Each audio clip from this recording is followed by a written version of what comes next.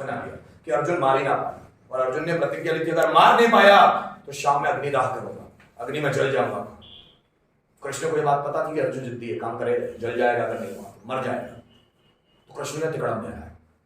तो जयद्रथ को पूरे कौरवों ने घेर के रखा था, तो कृष्ण ने तिकड़म भराया अपनी योग माया से, सूरज को डुबा दिया। तो सूरज के आगे बादल ले आए, लगा शाम हो गई, शाम हो गई, शाम हो गई, और शाम में युद्ध रुक जाते थे। अब जयद्रथ को लगा अरे वाह, अब तो सूरज ढक गया, मतलब अब शाम हो गई, अब तो युद्ध हो ही नहीं सकता। वो बाहर आ गया निकल के। फिर कृष्ण ने योग माया से बादलों को हटाया, तो देखा सूरज तो है, मार अर्जुन, जयद्रथ गया। मतलब कृष्ण जो तिकड़म भिड़ाते हैं, इसलिए मैं बोलता हूं महाभारत पढ़ो, आपको दिमाग चलाना सीख जाओगे, पढ़ना चाहिए। रामायण पढ़ो कि राम कैसी सेना बनाते हैं, रावण तक कैसे जाते हैं, कैसे कैसे लड़ते हैं, मैनेजमेंट सीख जाओगे। पर लोग पढ़ते ही नहीं उसको आपको लोगों को लगता है वो कहानी है, वैसे मैनेजमेंट है उसमें, पूरा पूरा मैनेजमेंट इंसान का, कि एक इंसान क्या क्या कर सकता है, पूरा मैनेजमेंट। हनुमान जी का मैनेजमेंट, राम का मैनेजमेंट, लक्ष्मण का मैनेजमेंट, सबके मैनेजमेंट है वहां पर। आप पढ़ोगे तो इतना मजा आएगा, सब सीख जाओगे। और लाइफ में ऐसी चीजें पढ़कर मुझे नहीं लगता कोई हिम्मत हारेगा, क्योंकि वो चीजें मेरे दिमाग में तो वही चीजें घूमती रहती है कि जब भी कोई लाइफ में परेशानी आती, कृष्ण पीछे हुए क्या, हम क्यों होंगे? हनुमान जी पीछे हुए क्या, हम क्यों होंगे? शिवाजी महाराज हुए, महाराणा प्रताप हुए, नहीं, हम क्यों होंगे? हम भी उनके नक्शे कदम पे चलेंगे।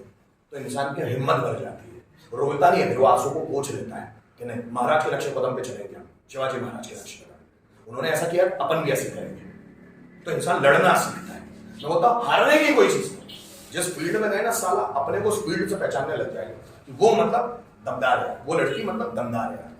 करो तो पूरा करो, या तो करो ही मत। डिसीजन हमेशा बीच में नहीं रहना कि करे कि नहीं करे। अब कर रहे हैं तो जाने तो थोड़ा मन मार के कर लेते, नहीं, उसके लिए सब छोड़ना पड़े, सब छोड़ो, सब छोड़ना पड़े उस चीज को सीखने के लिए। कितने ही लोगों ने सैक्रिफाइस किए हैं सीखने के लिए, कितने ही लोगों ने बहुत सीखने के लिए सैक्रिफाइस किया है, और हम उनमें से वो नहीं। हम लोगों के छोटे छोटे लोगों को सब लगता है, छोटे छोटे लोगों को रिश्तेदारी लगती है, छोटे छोटे लोगों को दोस्त लगते हैं, सब लगता है।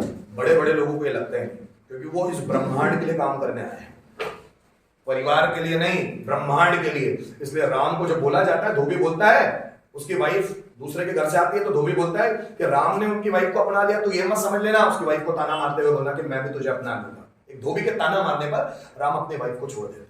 पता है क्यों? क्योंकि राजा का कर्तव्य पहले राज्य के लिए है, परिवार के लिए नहीं। राजा का कर्तव्य पहले राज्य के लिए है, राजा के लिए छोड़ देते अपनी वाइफ को। सीता को छोड़ दिया था, वाल्मीकि आश्रम में जाकर रहती थी सीता, वही लव कुश हो गए। वो राम है, पर उनको गलत भी ठहराते लोग, लेकिन उनकी जगह एग्जैक्ट है। कोई भी राजा ऐसा ही होना चाहिए, कोई भी राजा ऐसा ही होना चाहिए। जैसे छत्रपति शिवाजी महाराज की 2 पत्नियां, वैसे तो 8 पत्नियां थी छत्रपति शिवाजी महाराज की, तो उनकी एक पत्नी थी सईबाई, जिनसे उनको बचपन से लव था, सईबाई, और एक दूसरी पत्नी थी सोयराबाई। तो सईबाई के बेटे जो थे ना, सईबाई के बेटे का नाम था संभाजी राजे भोसले, और जो सोयराबाई के लड़के थे उनका नाम था राजा राम भोसले। तो जो कैलिबर था ना, वो था संभाजी महाराज में। शिवाजी महाराज के जो लड़के थे ना, पहली वाइफ से सईबाई, अब सईबाई की डेथ बहुत जल्दी हो गई थी, जब संभाजी राजे शायद 7 या 8 साल के होंगे। तो सईबाई जो थी ना, वो बहुत बीमारी से उनकी मौत हो गई, और उनका लड़का ही सबसे ज्यादा कैपेबल था राजा बनने के लिए छत्रपति शिवाजी महाराज के बाद। और शिवाजी महाराज भी चाहते तो उसी को राजा बनाया जाए, लेकिन जो दूसरी पत्नी थी उनकी सोयराबाई, वो पॉलिटिक्स खेलते थे। उनको लगता था कि उनका बेटा राजाराम बनना चाहिए राजा, पर उसमें गट्स नहीं थे। छत्रपति शिवाजी महाराज की कॉपी थे संभाजी महाराज पूरे बेसिक से, और कहते हैं कि शिवाजी महाराज से 4 गुना ज्यादा ताकतवर थे, बहुत डेंजर थे।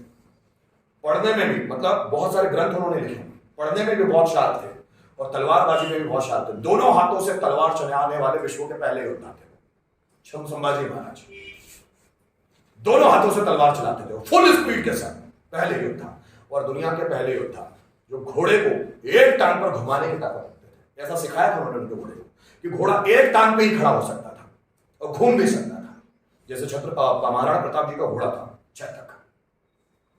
मजा आ जाएगा। वैसे ही जो ये संभाजी महाराज था, उनका घोड़े का नाम था कृष्णा, डेंजर घोड़ा था। जब पढ़ोगे ना तो मजा आ जाएगा, साले घोड़े को ऐसा बना दिया, बताओ तो इंसान कैसे होंगे ऐसे लोग। ये हारते ही नहीं है लोग, ये बहुत डेंजर लोग, ये पार्शियलिटी करते ही नहीं किसी के साथ। छत्रपति शिवाजी महाराज भी चाहते तो संभाजी बने, उनकी वाइफ उनके खिलाफ पॉलिटिक्स खेलने लगी। वो शिवाजी महाराज इसलिए इतने कॉन्फिडेंट, लास्ट तक कॉन्फिडेंट रहे, लास्ट तक। और उनका बेटा 32 साल की उम्र में मर गया, संभाजी महाराज शहीद हो गए, औरंगजेब ने मार डाला 32 साल को। उनकी जुबान काटी, स्किन्स छील मारी, आंखें फोड़ मारी। औरंगजेब ने बहुत अत्याचार किया, बहुत अत्याचार। पूरी स्किन्स को छिला दिया, फिर नमक के पानी में अंदर डाल दिया, बहुत प्रताड़नाएं झेली उन्होंने। चल ठीक है।